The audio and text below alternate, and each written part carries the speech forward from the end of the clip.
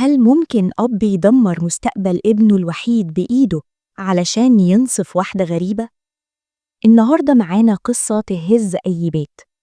قصة أب كتب شقته باسم مرات ابنه وطرد ابنه الوحيد للشارع. النتيجة كانت كارثة محدش كان يتخيلها. هل الأب ده بطل ولا جاني؟ اسمعوا القصة للآخر واحكموا بنفسكم، لأن النهاية صدمة حقيقية.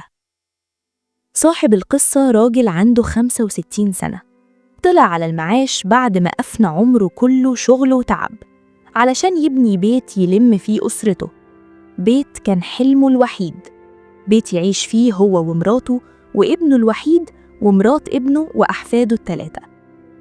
بيقول الأب: ابني ده كان نور عيني، ما خلفتش غيره، وكل حاجة عملتها في حياتي كانت عشانه. جوزت واحدة بنت أصول شاطرة شافية وكافية، شايلانة من على الأرض شيل، وكنت فاكر إني كده ضمنت آخرتي ودنيتي. لحد هنا الحياة كانت وردي، لكن الشيطان كان بيرسم خطة تانية خالص. في يوم مرات الابن طلبت تقعد مع حماها لوحدهم، كانت باينة عليها مكسورة، دموعها سبقت كلامها. الموضوع ما كانش مجرد شكوى عادية، دي حكت موقف يوجع القلب. قالت له: يا عمي، ابنك اتغير، بقى مش موجود معانا غير جسم بس. الأسبوع اللي فات كان عيد ميلاد بنته الصغيرة جنى. البنت فضلت مستنياه لحد نص الليل علشان تطفي الشمعة معاه، ولما دخل لقال كل سنة وانتي طيبة، ولا حتى بسها. دخل رملنا المصروف على الترابيزة وقال ببرود: أنا عايز أنام، مش طالبكم ولا طالبة دوشة. ودخل أوضته وقفل الباب في وشنا. الأب اتوجع، حس إن ابنه بيضيع منه، بس حاول يكون هادي وطمنها وقال لها: حقك عليا وأنا مش هسكت، ده ابني وأنا مسؤول أصلح قبل ما البيت يتهد. استنى لحد ما ابنه رجع وقعده هو وأمه وواجهه بالكلام، وهنا كانت أول صدمة. الابن ما أنكرش تقصيره ولا اتكسف من نفسه، بالعكس خد نفس طويل وقال بهدوء غريب ومستفز: أنا تعبان ومش لاقي نفسي في البيت، أنا حبيت واحدة تانية زميلتي في الشغل وهتجوزها. واللي عرفناه بعدين إن الزميلة دي ما دخلتش حياته صدفة، دي كانت بتزن على ودنه كل يوم وتقوله: أنت ليه دافن شبابك؟ شقتك دي من حقك أنت، ومراتك القديمة خلاص راحت عليها، أنت تستاهل تعيش حياتك بالطول والعرض. الكلام ده عماه تماماً. الأم صرخت: يا ابني حرام عليك، عندك 3 بنات، مراتك ملهاش ذنب.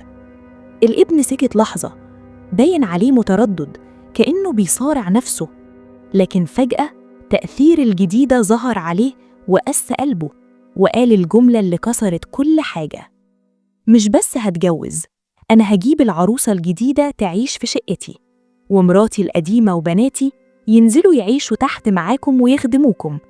تخيلوا الجبروت، عايز يطرد بناته من شقتها، مش علشان مضطر، علشان يفضي مكان لمزاجه الجديد. الأب حاول يمسك أعصابه، هدده وذكره بربنا وببناته، لكن الابن رد بكل تحدي: أنا مش عيل صغير، وهعمل اللي في دماغي ومحدش له عندي حاجة.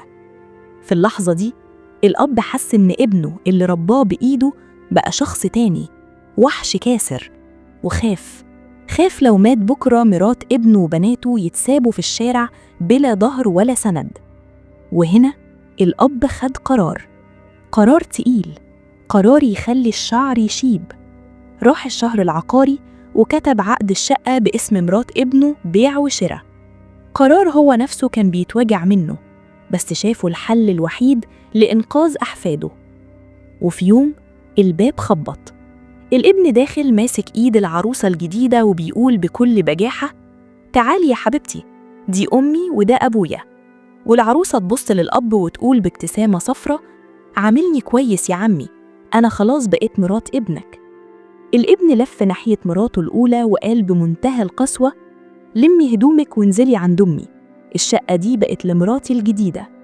وهنا الأب فجر القنبلة، وقف قدامهم كلهم وقال بصوت ثابت بس موجوع: امسحي دموعك يا بنتي، محدش هيخرج من هنا، الشقة دي بتاعتك وده عقدها باسمك. الابن اتجنن، صرخ، شتم، ووصل بيه الغضب إنه قال لأبوه: أنت خرفت، أنا هرفع عليك قضية حجر. متخيلين؟ ابني يهدد أبوه بالحجر علشان أبوه نصر الحق. الأب قلبه اتحرق وطرده هو ومراته الجديدة بره البيت وقال: ملكش مكان عندي طول ما أنا عايش. بس القصة ما خلصتش هنا. الأم قعدت تلوم الأب ليل نهار وتقول: ضيعت ابننا علشان واحدة غريبة، كنت استحملت شوية. والأب ساكت بين نارين، عدل ربنا وقلب الأب المحروق. ومع الوقت حياة الابن بدأت تنهار، بس مش فجأة، دي كانت درجات سلم نزلها لحد القاع.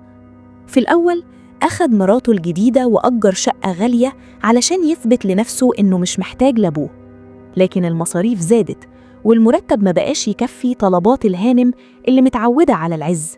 بدأت الخناقات وبدأت هي تظهر على حقيقتها. وفي لحظة ضعف ولما الدنيا ضيقت بيه قالت له الكلمة اللي قتلت كرامته: أنا ما اتجوزتكش علشان أشحت معاك، اتصرف. الابن انكسر وهرب من الواقع للطريق الغلط.